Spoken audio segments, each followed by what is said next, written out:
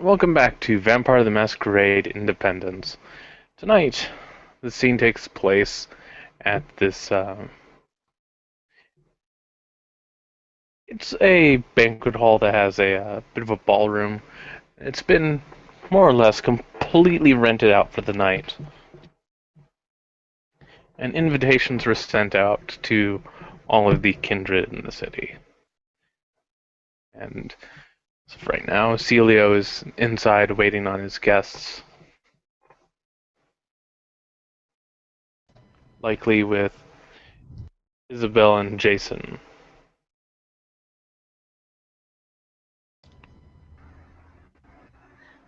Isabel will be somewhere near Celio, but she looks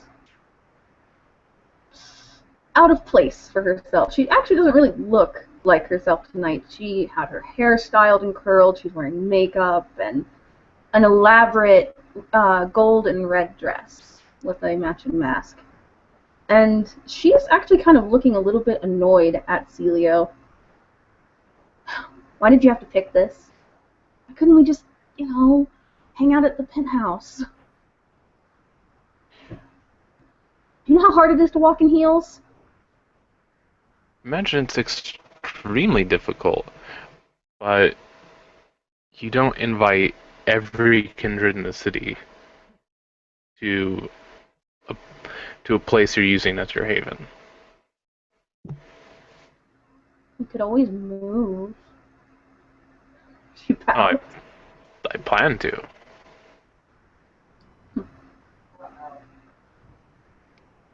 Jason would be watching the banter between the two, standing relatively close to the door to greet anybody coming in, um, finally fulfilling his job and role as bodyguard and protector of the group. Um, he is wearing a not a fine suit, but it's pressed, it's neat. It's very unlike Jason. His hair has been thoroughly washed and pulled back into a ponytail, and he has donned on this black and white mask for the party.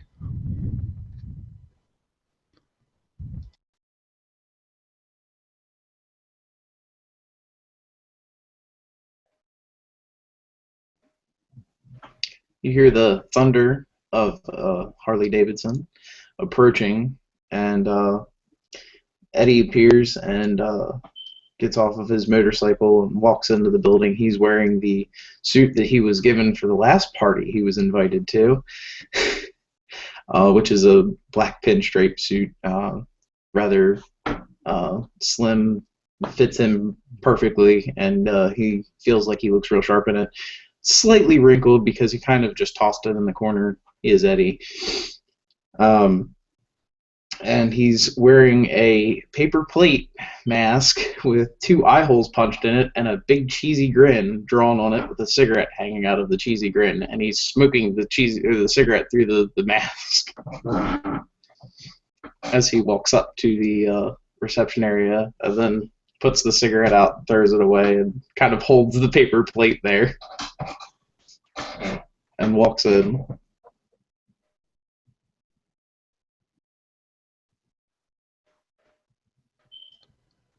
And I'm seeing this. Zeal's just going to turn, and it's a stark contrast from him. He's in his usual two-piece suit with the jacket and the vest and black tie. He looks over and he sees this, and rather than giving a reaction, he just offers a bit of a nod and steps to the side and motions further in with one hand as if, "Come on in." And Eddie gives him a nod, sort of behind the mask with the mask tipping too, and walks in and finds something to eat, probably, or not something to eat, but something to drink rather. Sorry.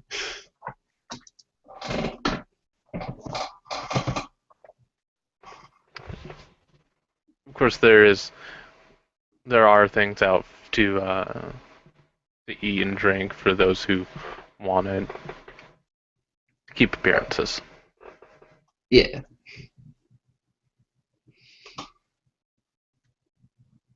Okay, well, Eddie will go over to that and pick up something and kind of sip on it. He doesn't want to have the experience he had at that one party where, turned up.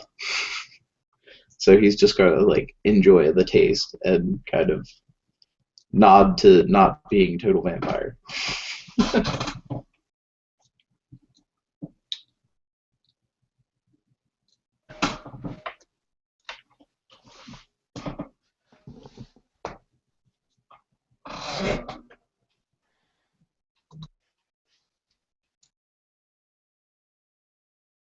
It's about that time that a rather flustered-looking young lady just almost jogs up to the front door of the establishment. She looks slightly out of breath and is holding on to some sort of invitation. Finding someone on the door, she gestures it out towards them. Am I in the right place?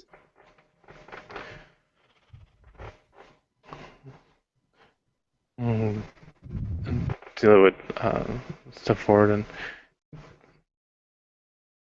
look her over and you'd say, "And what is your name?" It's Anna Robinson. Then yes, you are. Oh, thank God. Okay. So I can go in? By all means. And she wanders on by.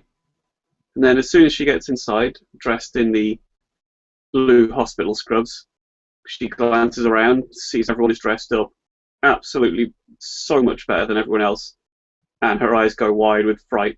She brings her hands up to her temples and just kind of goes, "Oh, no. No, it's prom all over again."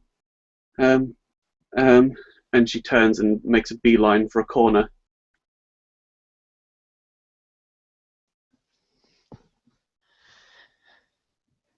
Anna Carl kind of pull up and just kind of hang out for a minute, and then after about a minute or two, the door would open up, and you'd hear loudmouth Rain, and she'd be like, "All right, I'm going, I'm already late. What's a few more minutes?" And she'll get out of the car, and she's wearing her royal blue gown, and she's got peacock feathers everywhere with a gorgeous mask to match. And she's like, "Do I really, really have to go without you?" She's like, "Fine." And she's clearly annoyed. She slams the car door shut, and she makes her way up the stairs.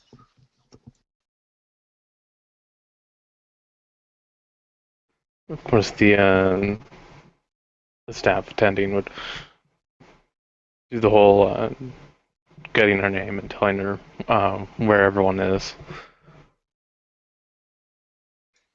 And Rain would kind of give everybody a smile, and regardless of the outfit, everybody would know it's her by her red hair, her natural red hair.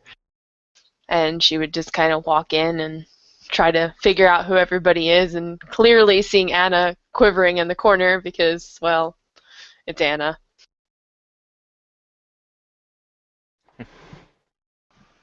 Question. Is there a Nosferatu friendly entrance? By which I mean, is there a back entrance? There usually is a back entrance, usually for catering staff. Awesome. Well, you know which avenue Baker's gonna go ahead and walk into. Baker, for his part, is going to go ahead and he appears. Actually, he has a mass of 1,000 faces. He goes ahead and spends a few blood points to bump up his experience. I mean, his appearance doing that. I mean, if you'll just go ahead and waive that roll for me, I'd go ahead and do it. Or if you want me to make it, I can do it. It's not going to be needed, so you do it. All right, fair enough. He arrives in actually a white tuxedo with a rather very, very simple, very, very blasé leather mask, actually, that goes ahead and covers mostly of his entire face. He appears in the kitchen, the staff entrance, but he seems to actually have a letter with him as well. He's looking towards the staff and simply saying, "I was invited." When the staff looks at you and they see the letter, they're like, "Oh," and they're like, "You just came into the wrong door. Oh, it's right over there." And they point down the hall and like on the left. "Thank you." At which point the baker, dressed in his fine white tuxedo with his entire face covered with this rather more fetish gear than most people would assume, goes ahead and walks in that particular direction. It both obfuscates his ugliness and his appearance and his identity. It's a wonderful thing. And also freaks people out as he walks by. So the staff are going, "What kind of party is it?"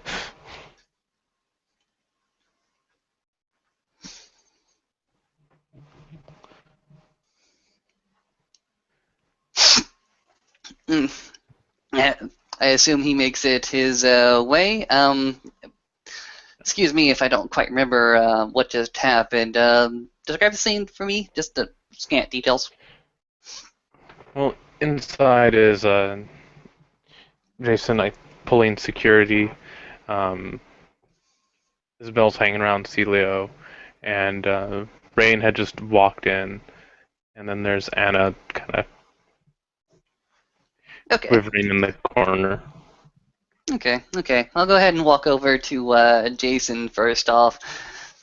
And Baker will go ahead and look towards the gangrel bodyguard in his black and white mask. Look at it with his own fetish leather mask. Present the invitation. Jason will take the invitation, not knowing quite who it is in the full body outfit, and see that it's Baker on the invitation, and hand it back. Good to see you again. Yes, it's good to see you again and not have to be hiding behind a bush, or behind the mirror, or behind the curtain drapes, or behind a trash can, or in the trunk of a car. It's very good to see you without having to hide myself. Indeed. Last time it was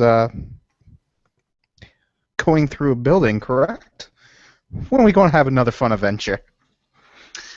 Oh, you and I will have many fun adventures.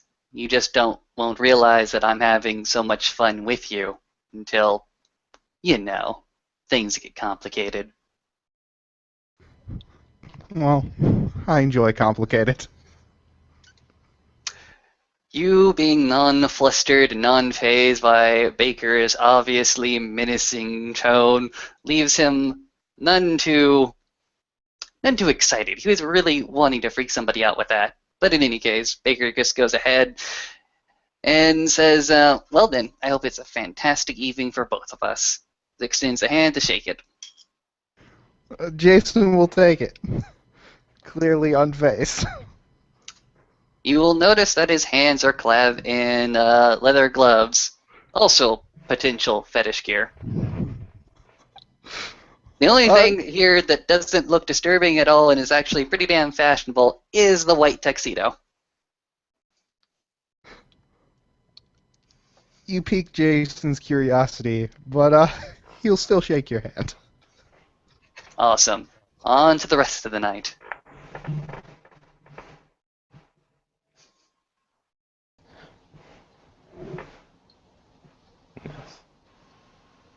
I guess it's about this time that Chell and Sally are walking down the street with Chell donning gear that she doesn't even know where it's from. She's been told it's from Phantom of the Opera, and she awkwardly adjusts the mask over her, what used to be her bad eye, kind of glancing over at her date with a confused look. Are you sure this is how it's supposed to be?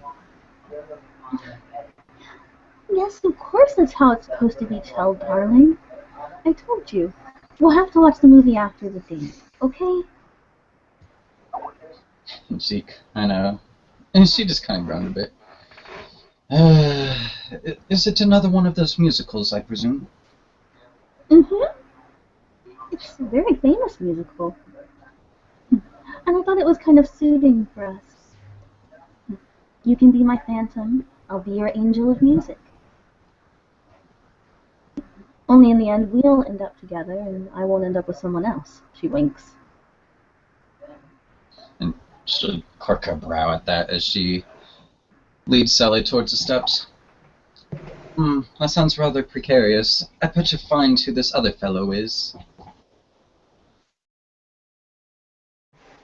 Well, there was that one guy that does security at the museum. She has a playful smirk, but continues walking nonetheless. You mean the one I beat to arm wrestling? Yes, that one. Well, I'll have to put him in his place. But for now, she led Sally over to Jason, and pulling her invitation out of her pocket. Jason will take the invitation really quickly, look it over, and hand it back. Miss Chell, welcome. Nice to see you again.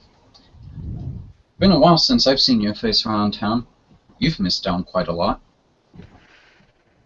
I've been spending a lot of time in the ground lately, connecting with my wilder nature.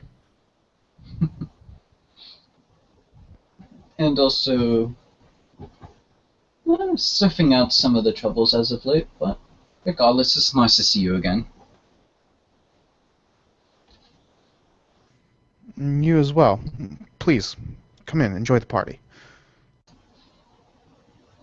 And she'll give a bit of a bow before leading Sally into the inside, kind of glancing about to see who's there, seeing Anna cowering in a corner, Rain heading towards her. What else does she see from the entrance?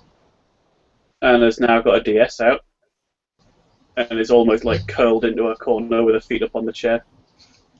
Oh my god. There's a man in a very, very fine white tuxedo and white dress pants, apparently covered, or at least wearing fetish gear underneath. Have fun with that one.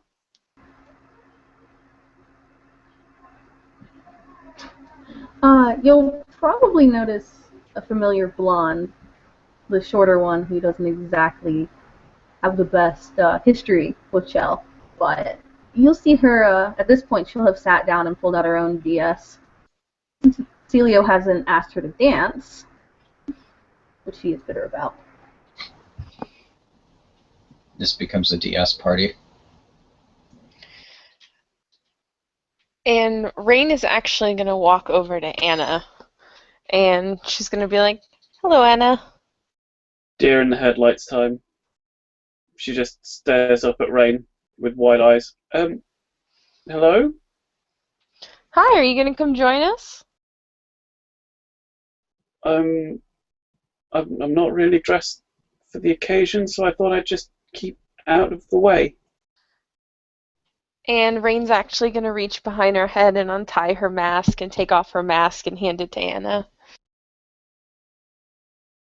And then she'll be like, "Oh, hang on. Do you have anything to sanitize it first, and then I'll give it to you?" No, it's okay. I mean, it's yours. I'll just stay here. Look, I mean, someone's street pass just came up. I'll talk to them. Or you can put the mask on and come join the party.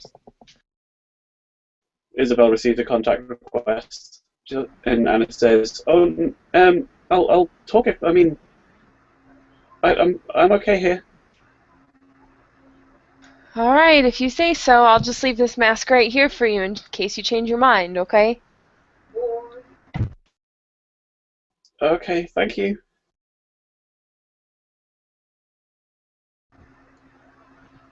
Isabel will accept the request and sort of arch a brow, kind of Anna looking visibly around. relaxes, by the way, when Rain steps away.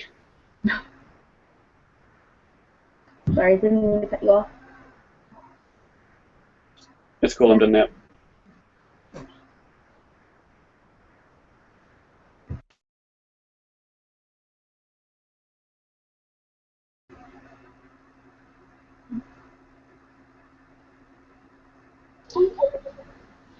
Shell's gonna lead Sally across the place and probably just sit right down next to Isabel, glancing on over. What you have there?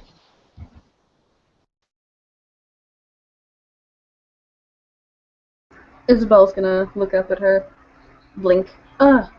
It's a DS. She waves. And she'll turn the screen around to show her that she's playing something like, Pokemon.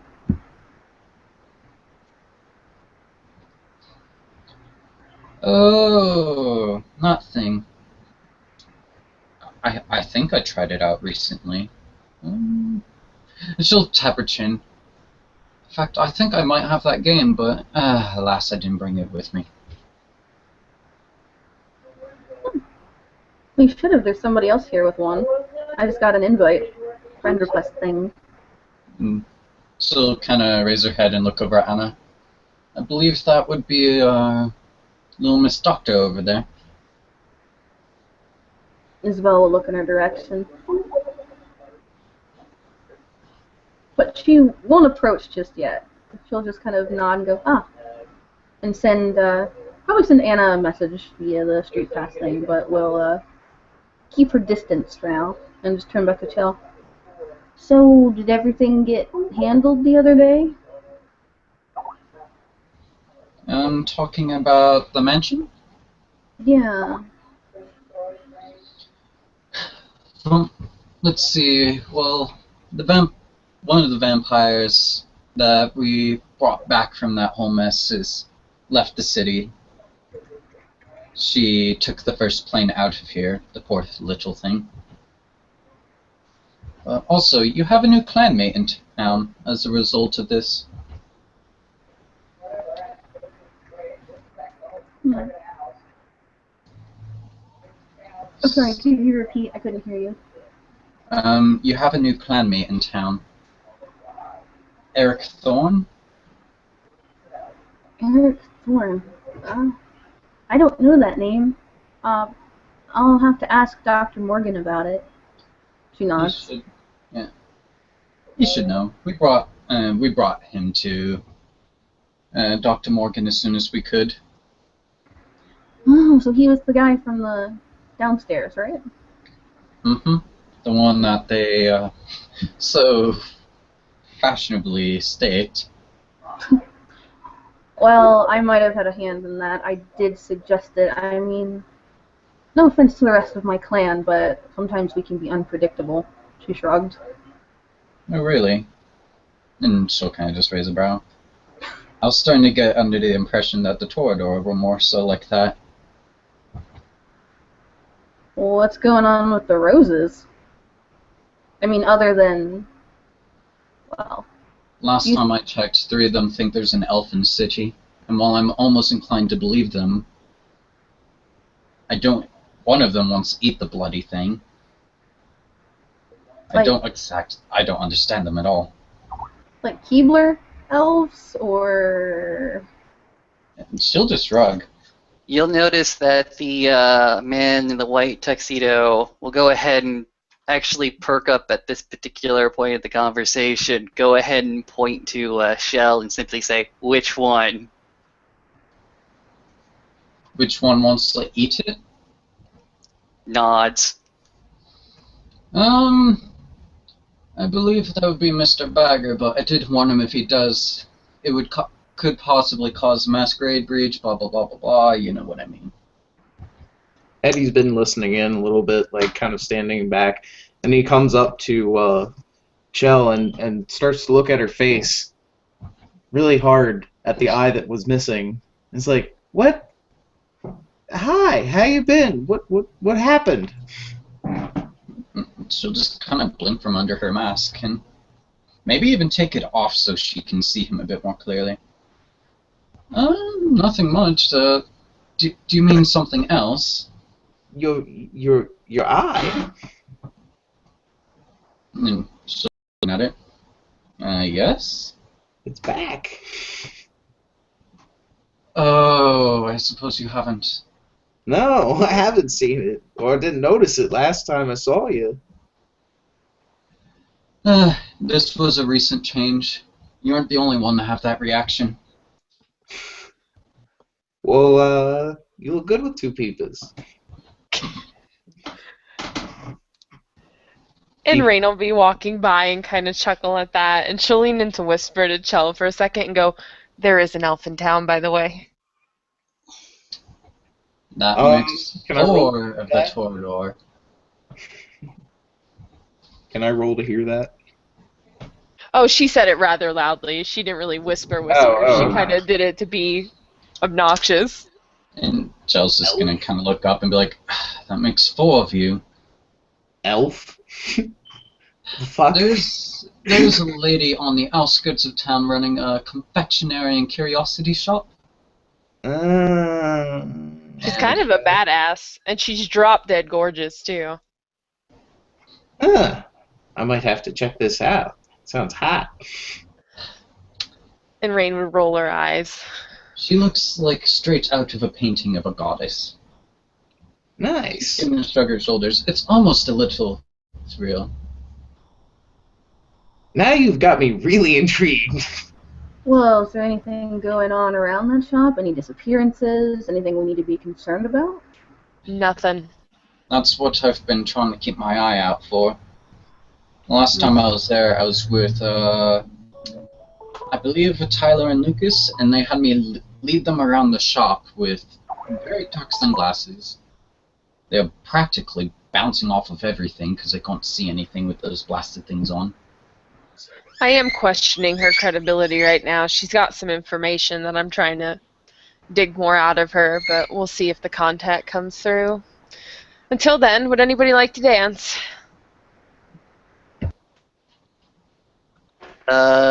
The white tuxedoed man will go ahead and turn towards the woman offering dances and simply say, well, actually, he won't say anything. He'll just go ahead and extend a hand. And Rain will just look at him. Oh, Jesus. You did make the offer.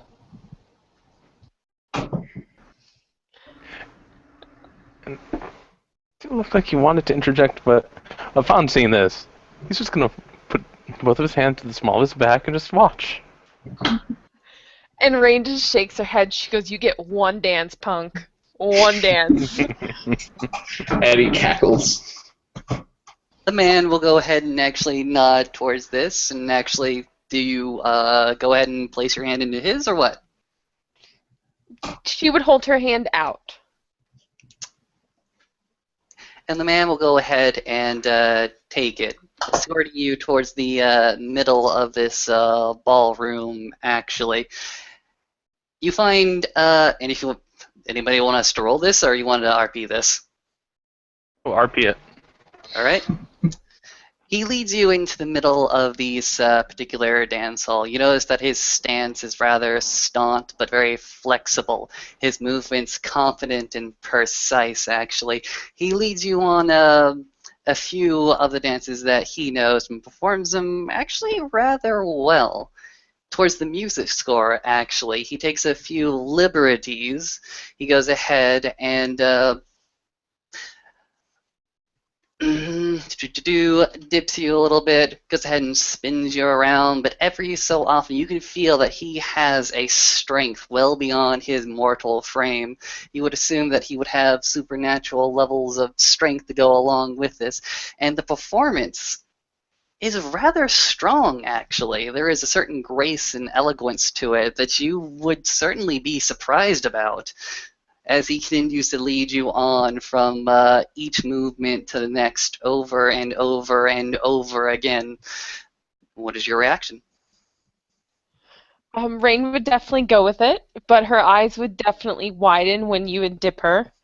And she would almost be a little bit confused and quite shocked, actually, that you can actually dance. Oh, yes, oh, yes. This particular man can dance very, very well. It's like he's taken certain lessons in order to increase his performance. And just the natural strength added on to the supernatural strength just leaves even more confidence, allowing him to do some tricky moves. But once the dance is ended, once all the movement is done, once all the graceful display has been done and over with, this man will just go ahead and take both your hands, clap them together, give a sort of slight bow, and step back.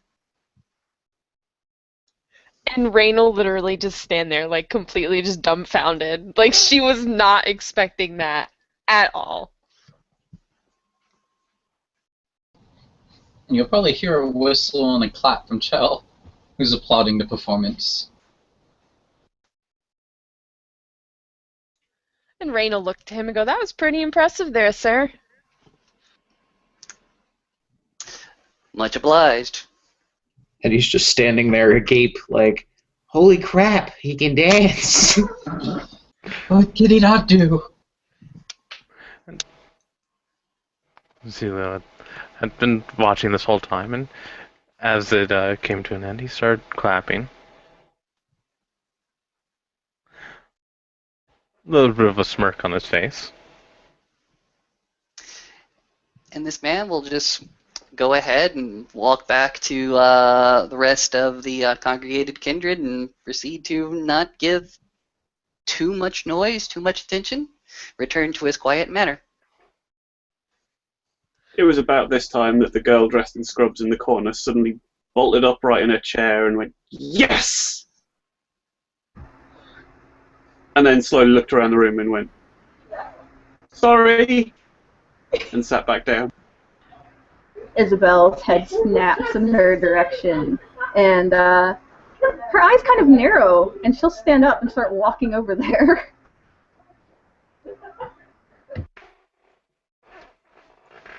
Deer in the headlights time for Anna.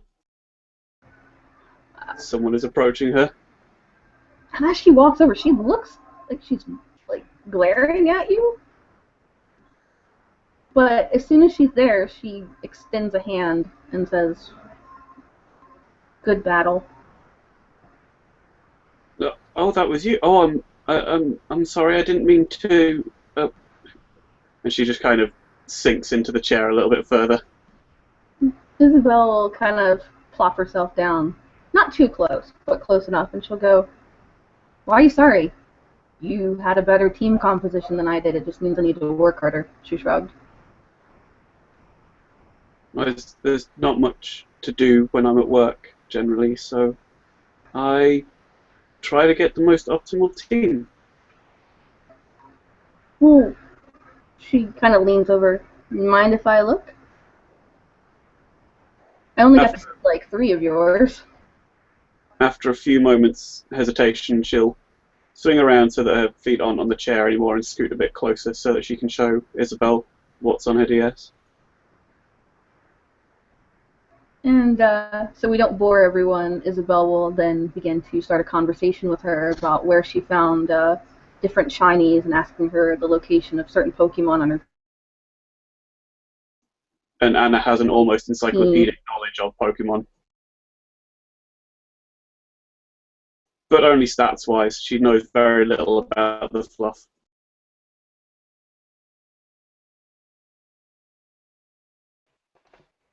And as well, that's going on. Just gonna walk over to a little bit of a table and against the wall. He reaches behind some of the drinks that had been set out. And set a box down back there, just out of sight. Pulls it out. It looks like a small gift-wrapped box. Walks over to Rain. "I've heard that you're the new mission of your clan." I am. It's like, "I'd like to congratulate you." He offers the box to you and he says, "It's not much, but sometimes we all need a little help making tough decisions." And Rain will kind of look at him and quirk her brow a little bit and kind of curious, but at the same time, she's like, you really, really didn't have to.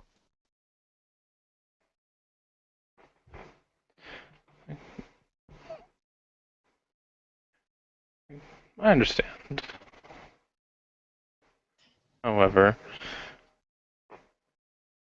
I do feel like the permission need to talk to each other on a more regular basis, keep up communication, that sort of thing. I completely agree with you on that. And she wouldn't actually open the box here. Okay. And so, would you mind if we have a word in private? Oh, by all means. He would lead her off to one of the little alcoves, and it kind of has a staircase that spirals up to a second floor, where they have some seats with tables upstairs, so that if you don't feel like dancing, you could sit down there and overlook the people who are dancing. He finds one of the tables and pulls out the seat for him, motioning for her to sit down first. She would sit down and look up at him. Thank you. He sits down directly across from her and says, "See, there is a topic that has come to my attention, and I wanted to bring it up at the meeting that's going to be happening later, whether or not someone else does. And that is going to be the boons. Some kindred have been putting them on their station rather than taking them on themselves. And that can be a mixed blessing. For example, if I were to take on several boons and something were to happen to me, and if those boons were tied to my station, I would not want whoever follows me to take up those debts themselves." And Rain would look at him and nod at this in agreement. And say, "So, when that is brought up, I would appreciate it if we did not allow such actions to be done. We'll put it to a vote, of course, but..." He kind of like looks off to the ballroom and says, "I really don't want to feel alone when looking out for the other kindred." Well, you don't have to worry about that. And I'll look back and say, "I'm glad we can come to an agreement on that." I can't promise we'll always come to an agreement, but I'm willing to always hear every side of the story and then make my decision based upon it. As for what's best for the Camarilla as a whole, And say, "I would hope we wouldn't always agree. I'm not always right, no matter how much other people tell you I am." trust me, dear, as a woman, I think I'm always right. And she would just kind of laugh playfully, obviously kidding. Of course, he smirks at this.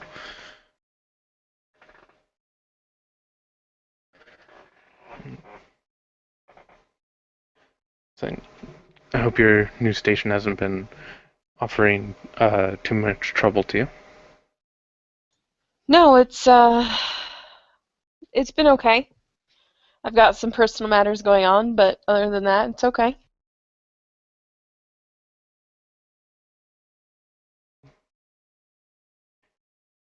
Give a bit of a nod. Unfortunately, the venture in the city don't have as many numbers, so it's much easier to organize. He then pause and say, no matter how many people you have, the more you have, the more people you have to sync your schedules up with.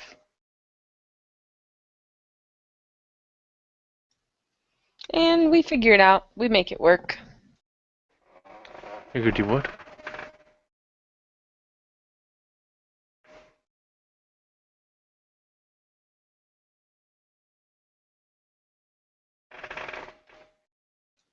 What's in the box? Same. What's in the box? It's really just a gift, more of a novelty. So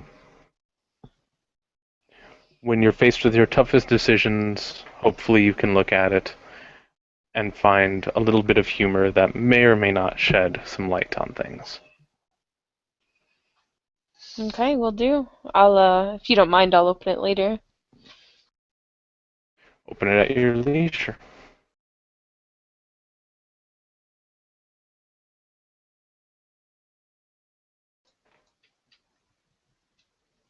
And you heard Chell talk about the Elfin Town, correct? I may have overheard it. I can assure you us roses aren't crazy.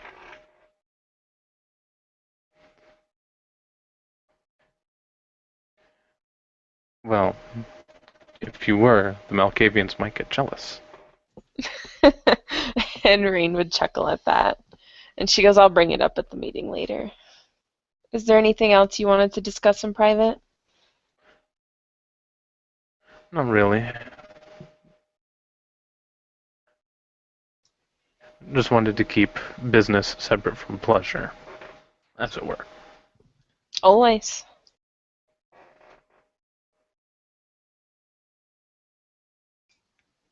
And Rain would kind of get up from her chair, and while she was up there, she was very proper, very formal, not very laid back at all. She wasn't like the party, crazy Rain that she usually is. Once she heads back downstairs, though, she's on the dance floor without a partner, just having a good old time.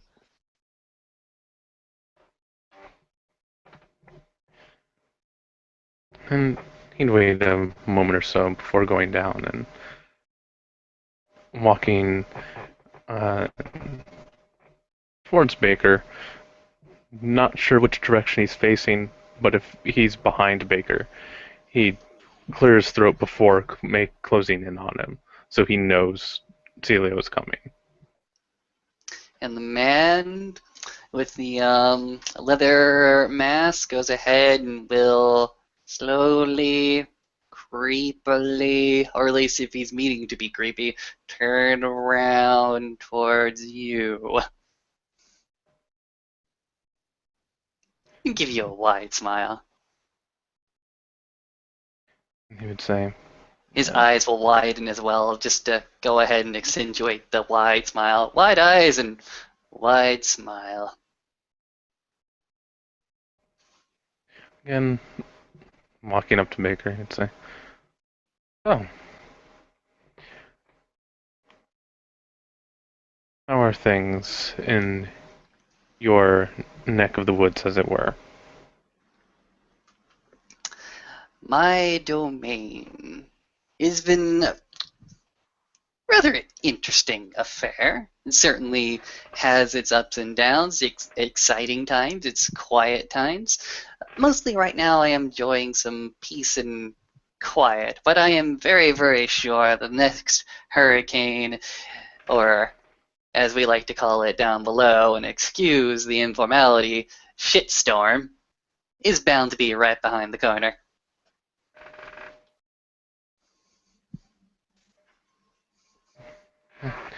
And I heard that you had some trouble with, what were they? Golems or something? Ah, yes, we had some trespassers within my domain, and thanks to the hard work and some efforts on some very, very capable kindred, going ahead and pointing towards Eddie over there, he was especially helpful. They were driven out of the city. Eddie perks up at hearing his name and walks over. Yeah, we got rid of him. Come here, Eddie. It's actually a fantastic story. Eddie. Tell them what we did just the other night. Well, we all got gussied up, and we had a great little plan that we'd come in, we'd see the little party, and Baker was on the wire. He had everything planned out. We went in there. He shut the lights off when the shit got deep, and we pretended to be the FBI. No. That was the mansion. I'm talking about, the golems. Oh, yeah, that. Yeah, that was fun. And he just glares at you like you're the worst person that ever lived. Gives you a wide smile. Oh, why such a hard feeling? I thought you had fun. Or did Yeah, I had fun. And he starts to walk past you and just steps with full force on your foot as he walks past you. Oh, you want to cause me to frenzy, don't you? Maybe. You want me to roll that? Hey, you do what you want to do. Okay, I'll go ahead and roll it.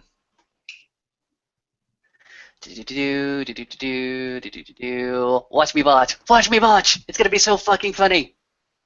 Oh, fuck. I'm gonna spend a willpower for this. Time to do my job. And good thing I spent the willpower, as, yeah.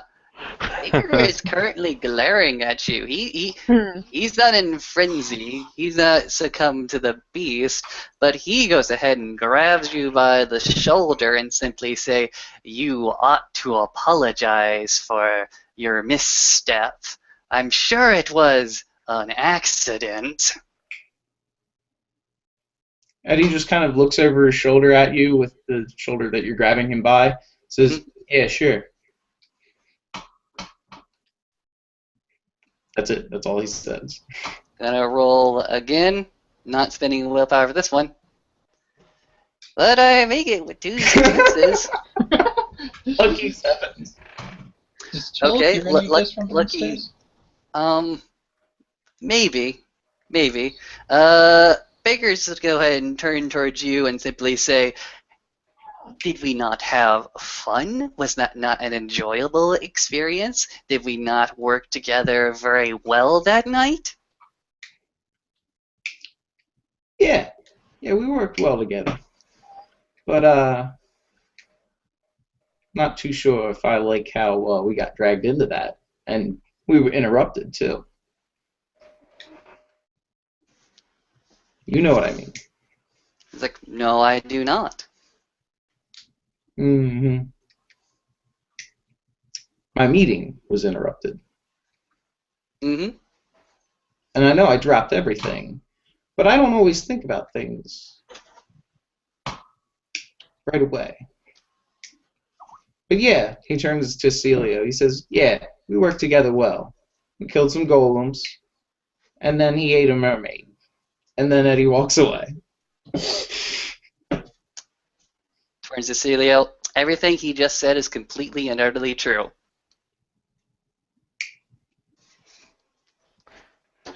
And Rain's actually going to follow after Eddie. Almost like she Eddie's forgot actually she had to walking ask him something. He's getting ready to leave. Oh, she's following behind him. Okay. Chell's probably walking up the stairs now, and upon getting up, she's just gonna look about being like, "Something happening up here. I just noticed everyone congregating up here."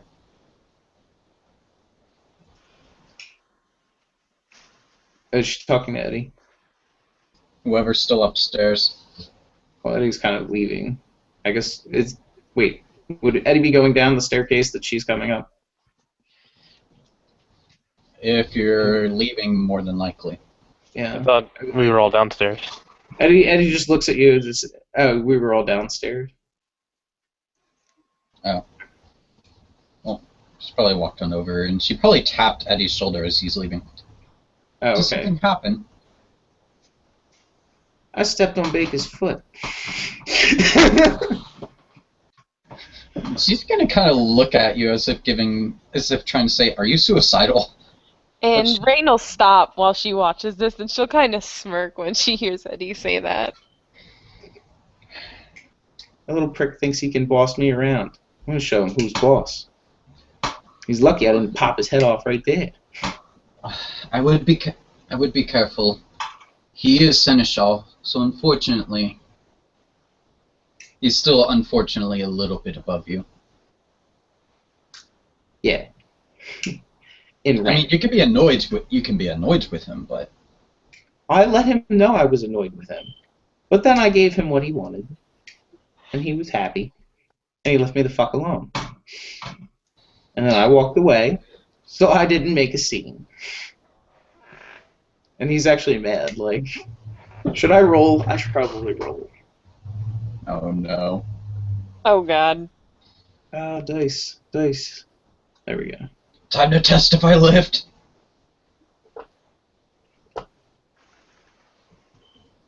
I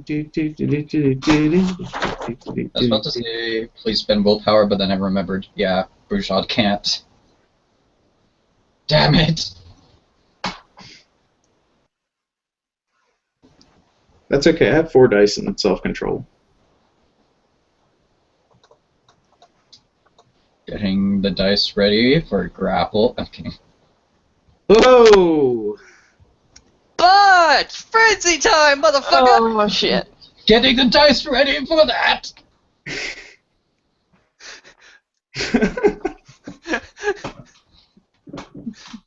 I told you! I fucking told you! Wow. Uh-oh. What happens with the frenzy? Now, I have a question.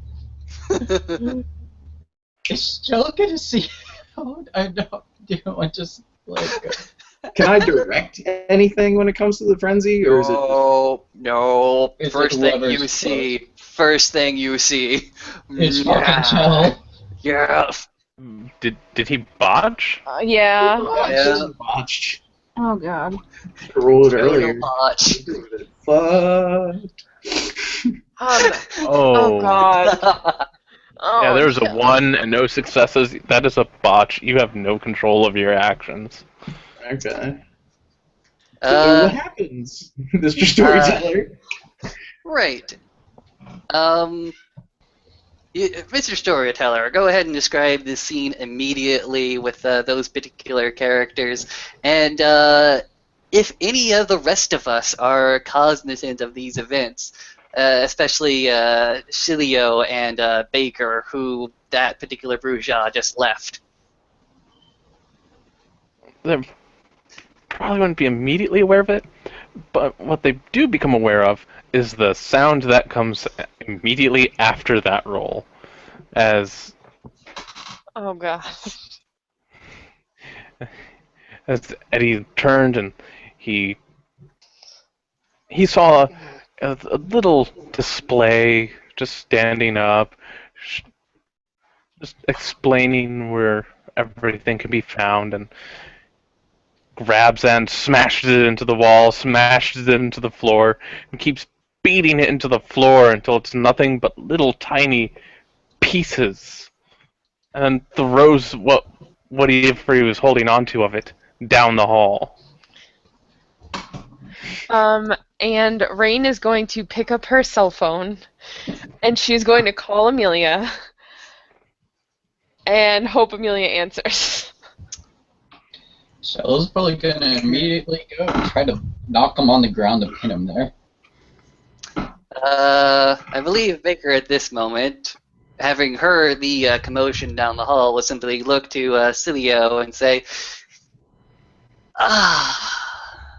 should we help? Marty. Can someone roll me 7 dice, please? Well, not I. I'll do it. Kind of curious what happens if I roll. Does Amelia answer her cell phone? I'm waiting for the resolve action to happen. Okay. Amelia won't be there in time if she's where. No, that's not what I want to call her. Oh.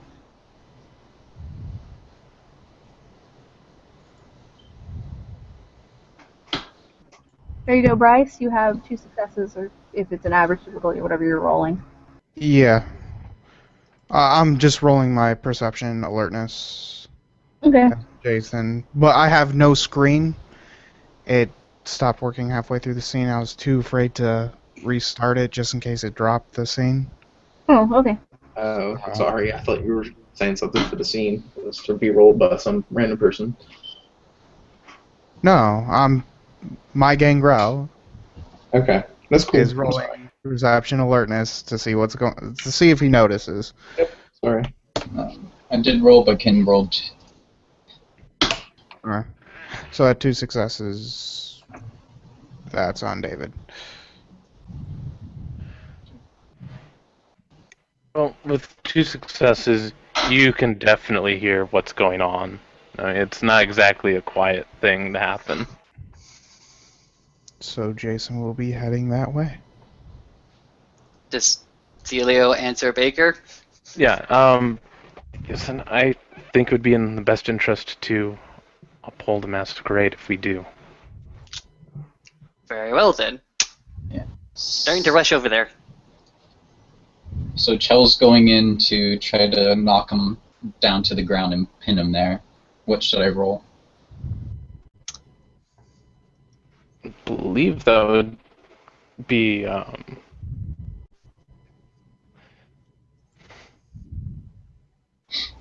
believe to knock him down, you have to tackle, and then to hold him, there's a clinch. Alright. So is it a contested strength roll?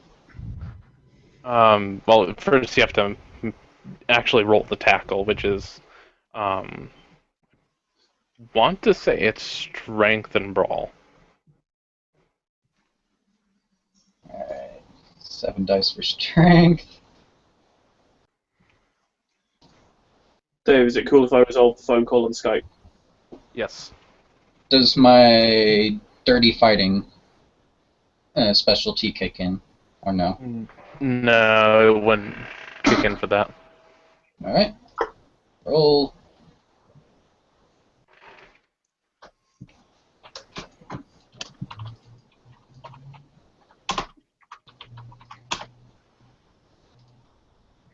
One, 2, 3, 4, 5, 6 successes.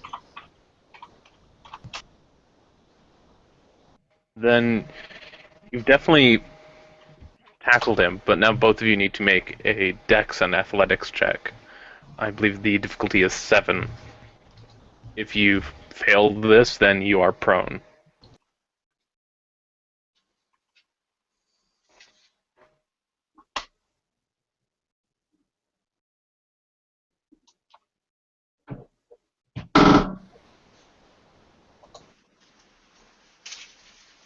Famous last words. I have 4 dots in self-control. 3 successes.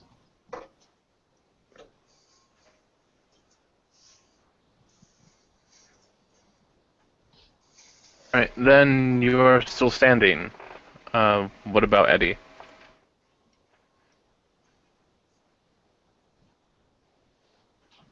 What about Eddie? I thought I didn't have control.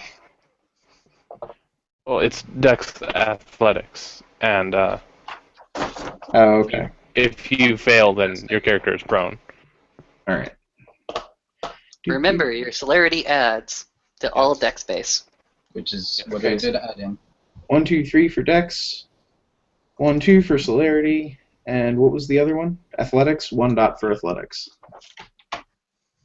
Roll. 7.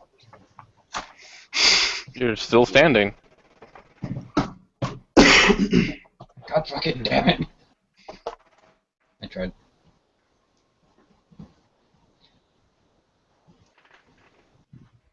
So what happens now? Initiative? Yeah, Yeah, that's definitely. Okay, noob moment. How do we do that again? You roll 1d10, and then it's Dex plus Wits, plus Celerity if you have it, Okay. correct?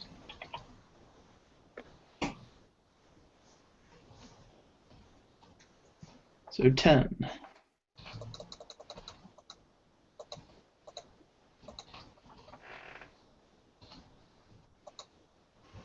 Change the color. That stands out. God damn it, Eddie. To be fair, he did have the self-control, but sometimes the dice gods hate us.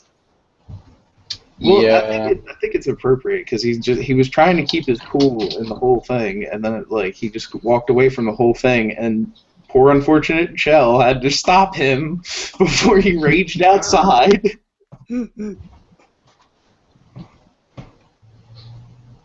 Chell has no luck with the Bourgeois. I really did not want that to happen. You're lucky Chell could fucking survive this. If it was Bid, she'd be dead. You just called it. There would just be no debate about it. He'd just be immediately dead. That's right. Right now, Rain's Zoidberging out of the area. Yeah. But Chell has a 16. Are there any higher?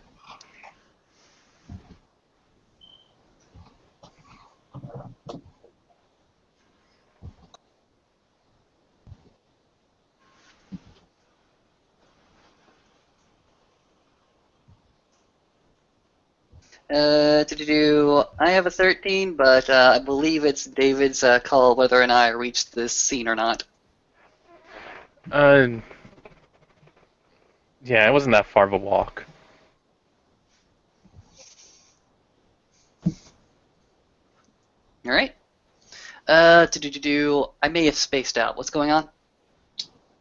Eddie Hulk smashed a nearby thing. Chell tried to tackle him down, but failed. Okay. So, Baker's going to do the stupid thing, and this is going to be Baker's last words, I guarantee you. He's going to go ahead and try to rush over to Eddie and put him into a grapple, actually. Hold him down! well, I was going to grapple first, because I have 16, but if I fail, you're free to go. Oh, fair dues. 2 grapples are better than 1. Yup. Fair hug. Hashtag Grant. Mm-hmm. Hashtag group hug. So what am I rolling for my grapple first? I think that's a Dex and Brawl.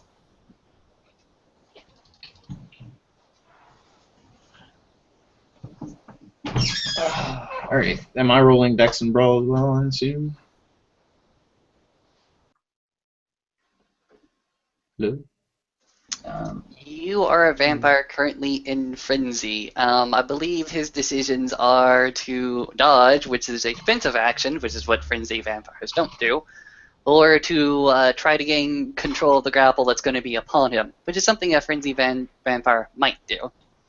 But it's totally up to the storyteller.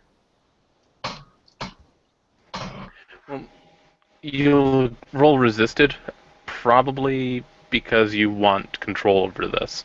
Like, you don't want him to pin you down, you want to pin him down. Yeah, because he's the target of my hatred. Alright. So Well, what... first, I have 4 successes for my grapple.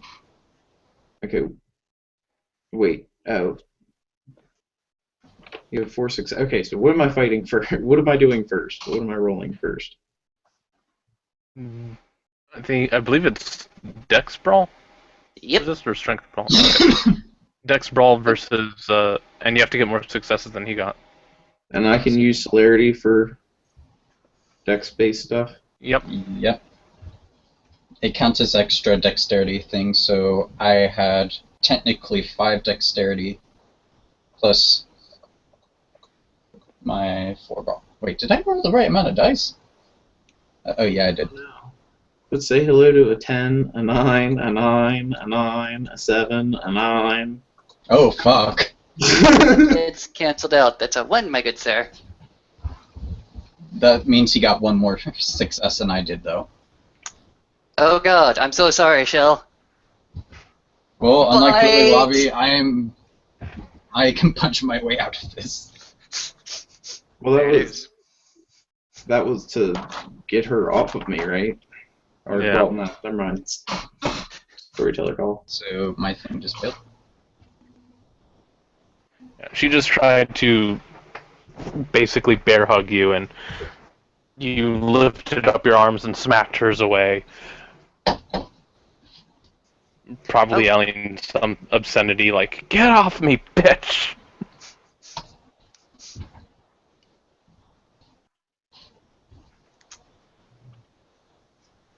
Whose turn is it next, then? Let's see.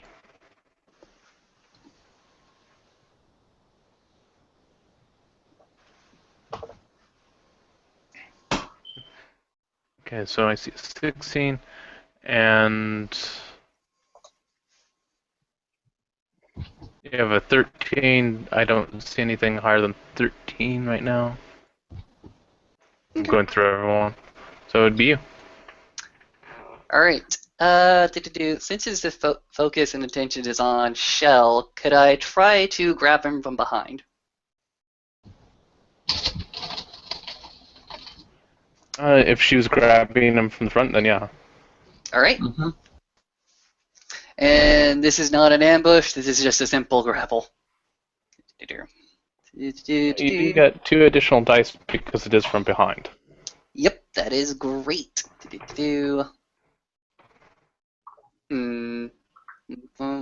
8 and 3, 11 dice to this. Okay. Watch me watch! Watch me watch! Oh my god! Oh my god! Eh. 1, 2, 3. Okay, what am I rolling?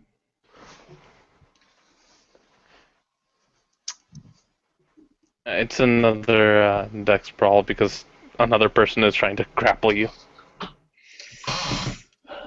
Okay, 3 dex, 3 brawl, 6 plus 2 celerity. Ooh.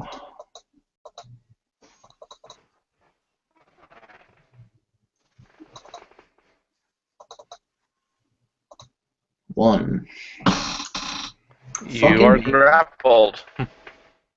Fucking Baker. I caused a mess and I'm cleaning it up. I'm sorry, man! I love you too, Austin. Okay. David, describe Baker taking Eddie from behind in the most graphic and pornographic detail. No, he's even Bruce. What did I come back to?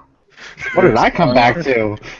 Everybody is bear hugging Eddie because he's being mad, and we're trying to calm him down. And we're like, shh. Okay. And Baker's taking you from behind. Wow, that was so descriptive. No, what happened is after he threw up his arms and screamed, Baker positioned himself just behind Eddie, kind of crouched down, looking up at him, studying how he's standing, and then launched himself up, pulling both of his arms up on either side of Eddie, going just past his head, and then bringing his hands straight down Eddie's back while looping his arms around Eddie's arms, putting him into a full Nelson. Awesome. Comes from Baker. Comes from Baker's mouth. Calm it down, stake him, whatever.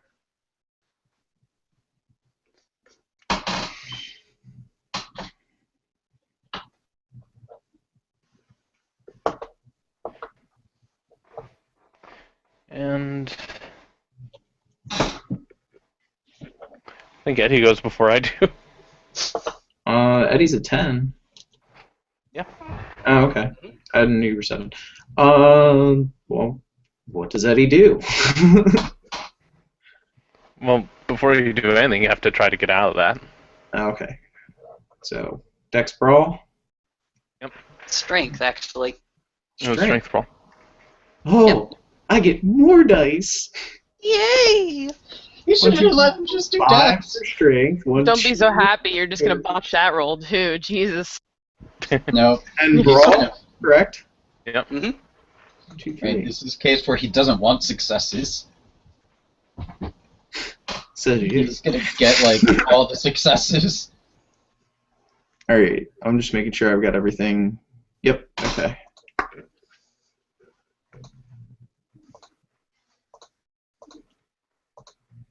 What did I tell you, Rain?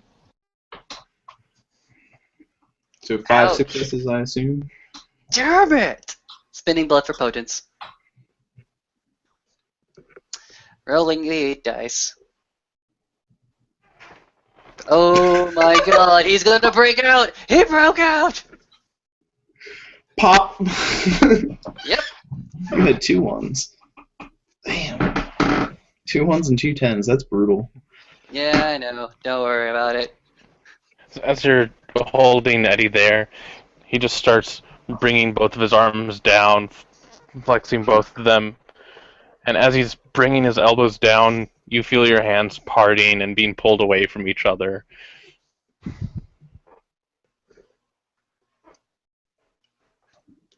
So is that it for me?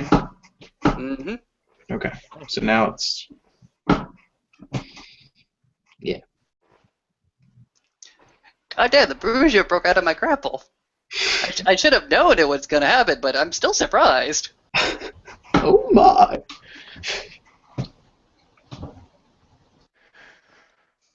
Whew.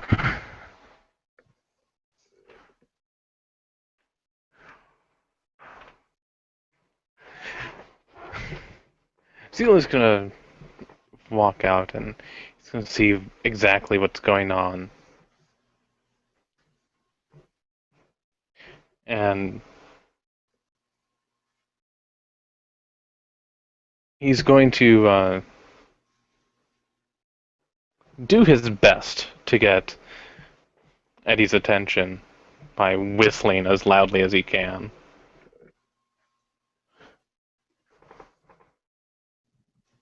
Okay.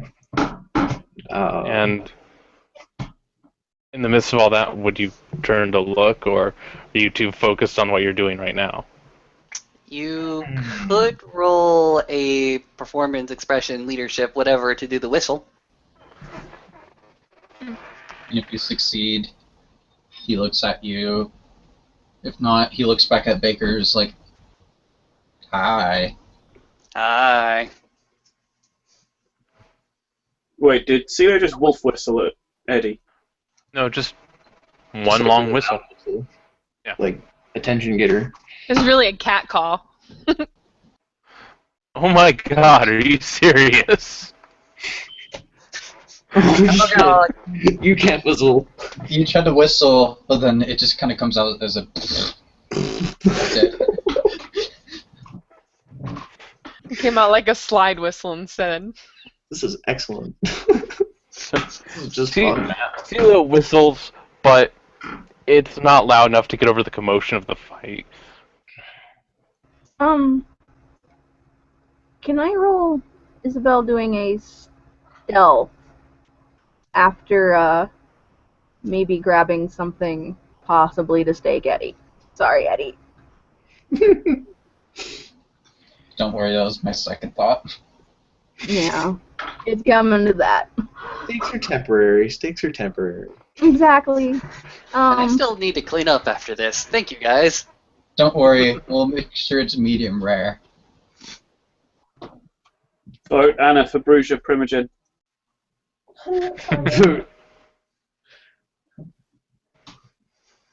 Mhm.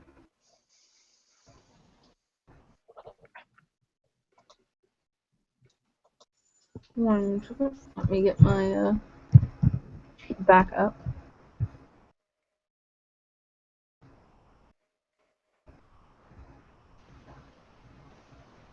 I'm gonna say she grabbed a wooden spoon out of the kitchen. Is that okay, Dave, as far as the steak?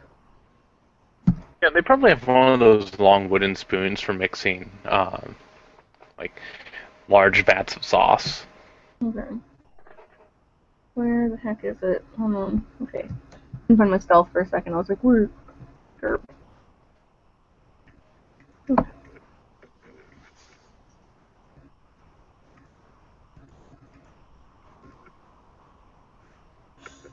And 1, 2, 3, 4, 5 successes.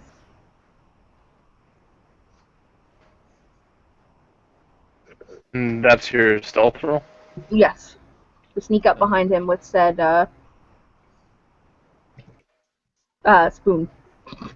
Would I be rolling anything? Perception alertness. Yes. Yeah. Do, do, Oh do, God, Eddie, don't see me, please. do the hustle. Do. Alright, perception. The one time I don't bring Oh, my you're lucky. It's only 3 dice. Oh, and they're all successes! But you had 5, so you're good. Okay. I told you, the dice will always go in the worst direction. In his case, he's gonna get more fucking successes. Yeah. Well, at least I have more, so... Dave, what happens? Okay, how many successes did you have? I have 5, he has 3. Okay. Here's what we're going to do. You're going to take 4 of those successes, and you're going to add them to your attack roll. 4 of them? Yep. Okay. And you're going to roll your dex, plus your celerity, plus your melee, plus the 4.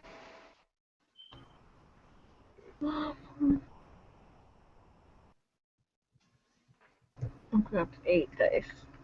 Mhm.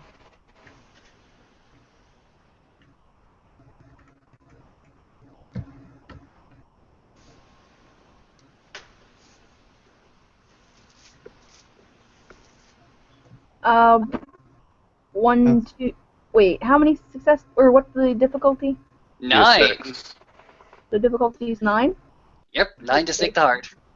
Oh, I have 1 success. It hits. yep.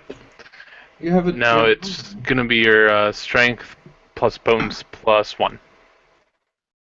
strength potence +1. Okay. For you, Eddie. Or mine. For you, Eddie, you roll soak, which is your stamina. You, Isabel, you roll your strength +1.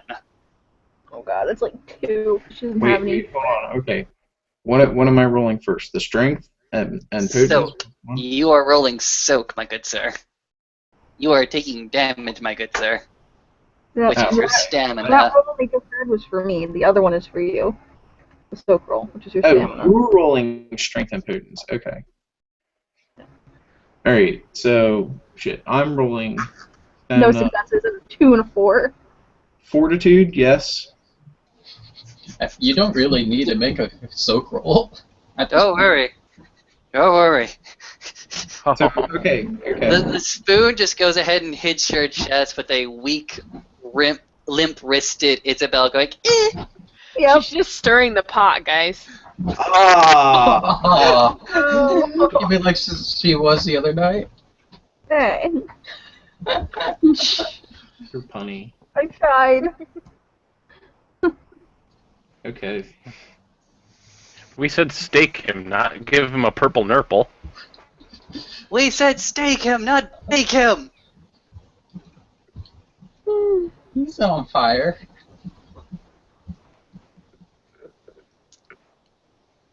Well, Alright.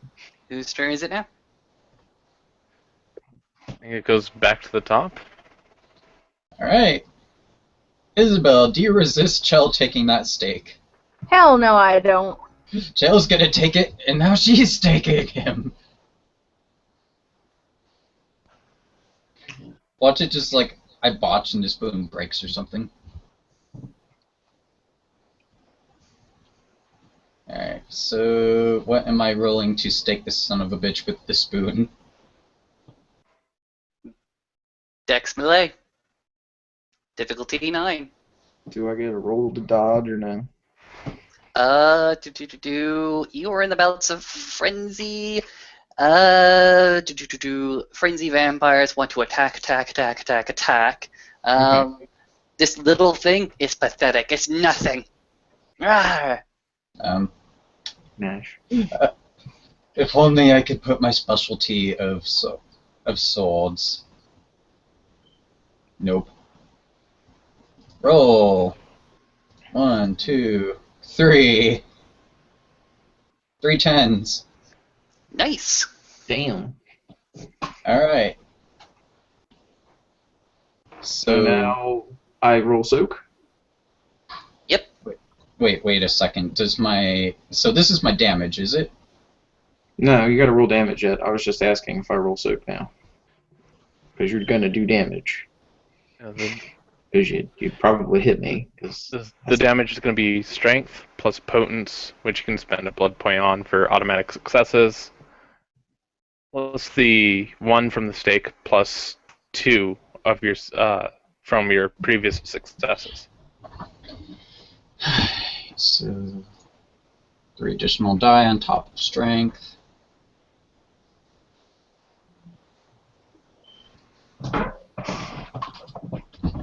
And average difficulty, I assume? Mm-hmm. Alright. Now does vicious count? Because I have 2 tens. Yeah, I'm going to say it would. 1, 2, 3, 4, 5, 6, 7. Ow. Sorry, Eddie. 7 dice coming your way.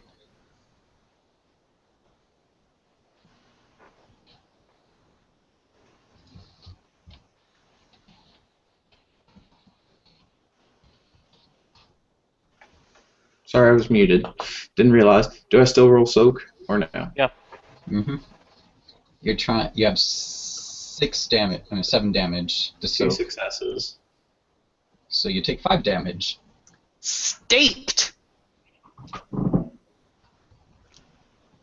That little spoon goes ahead and finds its way past your rib cage, right underneath that 4th rib, and goes into your heart. By the way, if it's my turn, I'm going to be picking up the now limp body of Eddie and rushing him back into the ballroom, which is not in public. As you pass Celio, he's going to snap the head of the spoon. So, if anyone were to see, they won't see a spoon sticking out of his chest. And Chell's gonna follow along as quickly as she can. More out of worry than anything. So fucking drunk. Baker is looking at you with his fetish gear. Is it just so fucking drunk? Drank too much. Drank way too fucking much.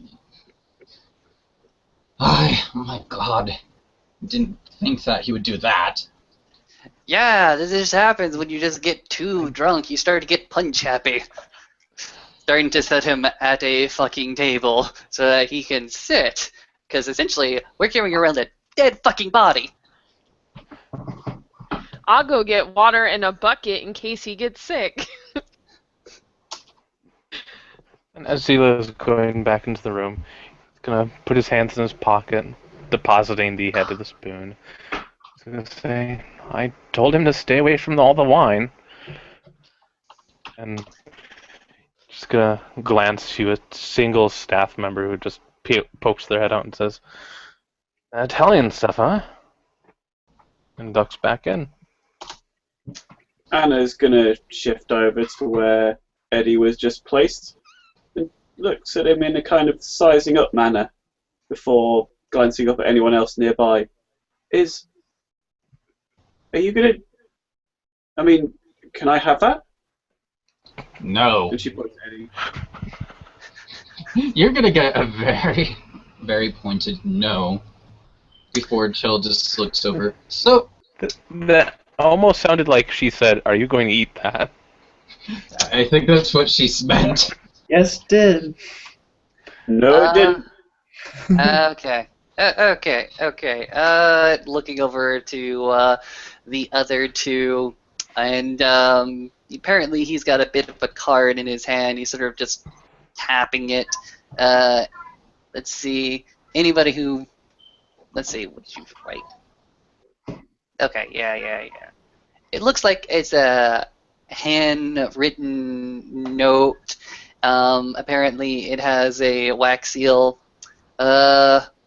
It's sort of tapping it on the table, looking towards Celio, and simply saying, "Well, I have previous engagements.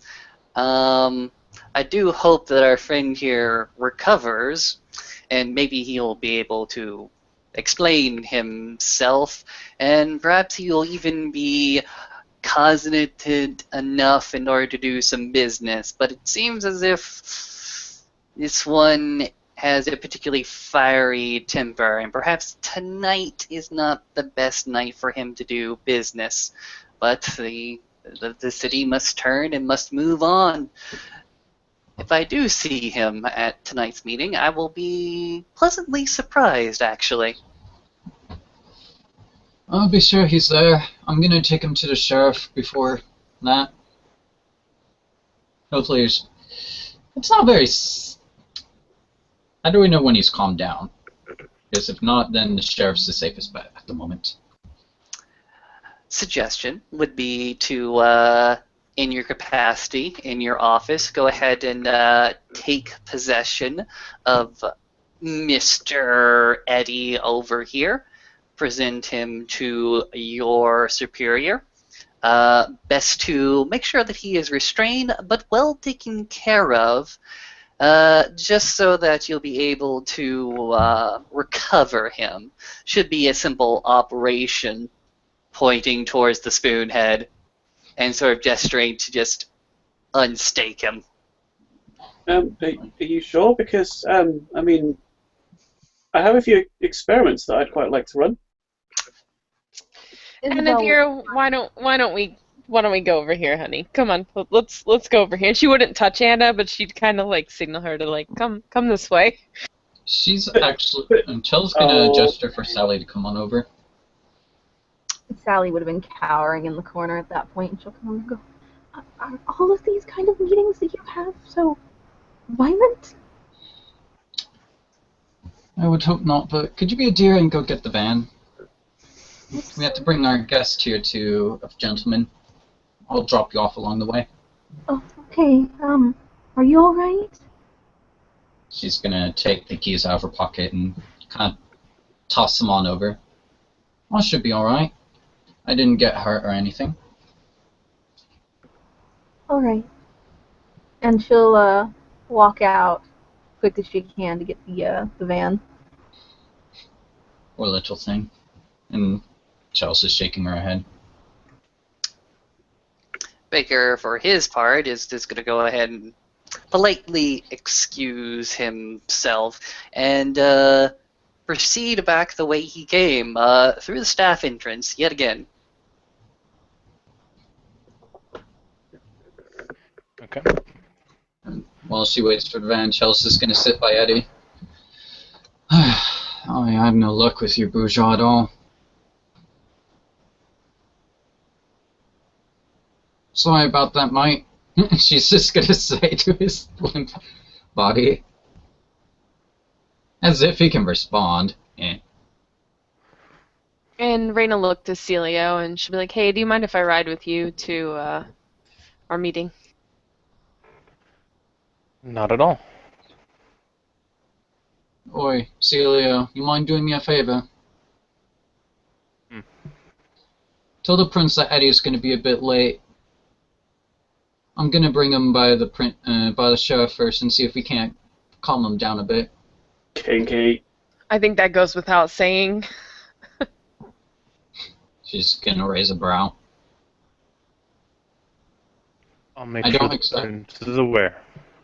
I don't exactly think it'd be fair if he missed on something.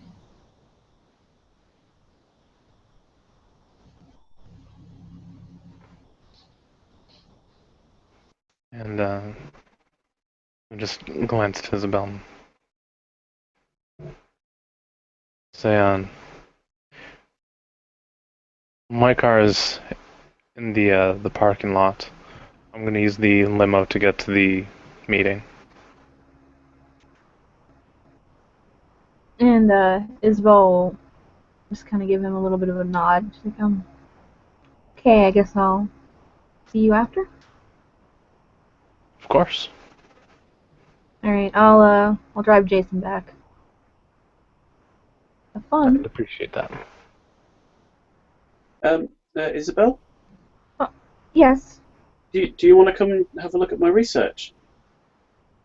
Her eyes go a little bit wide, and she's like, sure. You need a ride?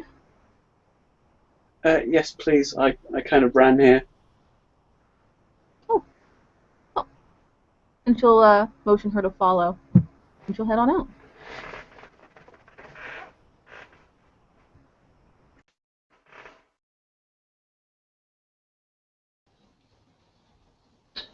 Jill's gonna probably shoot off a last-minute text to Sally to say parking back before basically slinging Eddie over her shoulder, making sure that the stake isn't like visible to many people, and kind of sauntering back out there.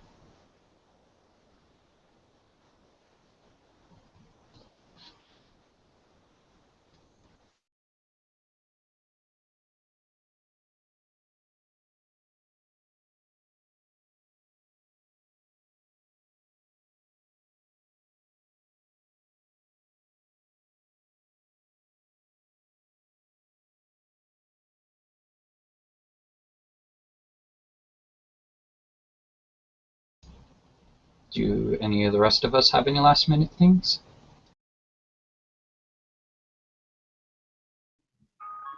I staked. So Eddie is being the limp noodle. Anyone else? Hey, Eddie, I guess I'll ask you that question later.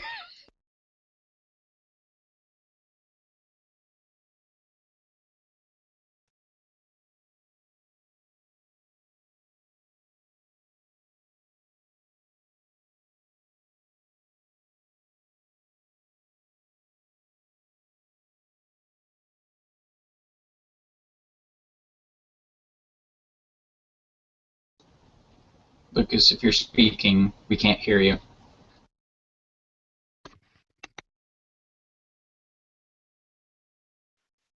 Oh, wrong mute. Well, Lucas will probably be arriving at this moment, but he'll probably see people walking out, and he'll go up and he'll probably see either, uh, I'd say Chell probably walking out and be like, sorry I'm late, but, kind of look at Eddie, did I miss something? Some casual talk, Eddie stepping on Baker's foot for some aggressive reason, me being an idiot and trying to get him to calm down, making him flare, blah blah blah blah blah. He Hulk smashed everything, and now he's sleeping it off. Oh, so I definitely missed the meeting. Damn it. There's nothing important. We just talked about things like the elf that you Torador. The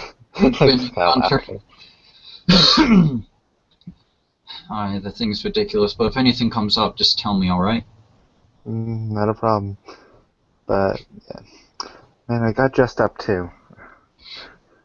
Maybe next time. Maybe next time. Sorry about the luck there, mate. No, it's alright. I had to finish up a quick painting for someone. Well, you missed out on a fiasco. Look at it a good way. Mine's Don't helping me have to- finish the car. And still kind of like just Eddie, I need someone to open the door. Not a problem.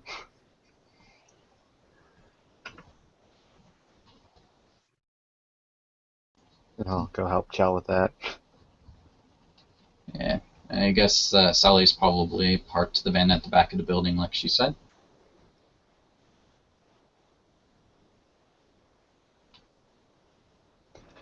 Yeah, your ghoul would have brought the van up, would have hopped out and opened up the doors to put Eddie inside. Oh, Looks at Attorney Chell. You liar! at least help me put the body in. Alright. And she'll have Lucas grab him by the legs while she grabs by the shoulders and at least put him in gently. She doesn't at least have him like laying down on the ground or something.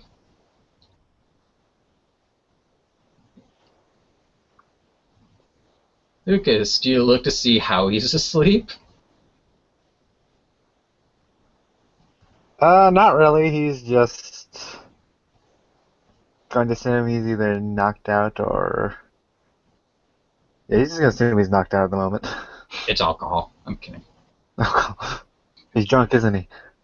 It's the Italian stuff, man. And then Lucas Run back to make sure that she's gonna gesture to the stake. Make sure that doesn't come out while we drive, alright? Okay. He'll sit back there. After that, she drives off to the sheriff, having Sally send a message as they head off there before the meeting.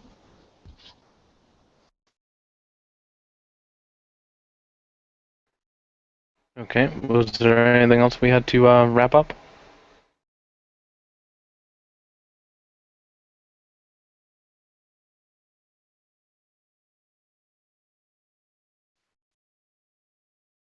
I'll take that as a no. So I think this would be a good place to end the scene.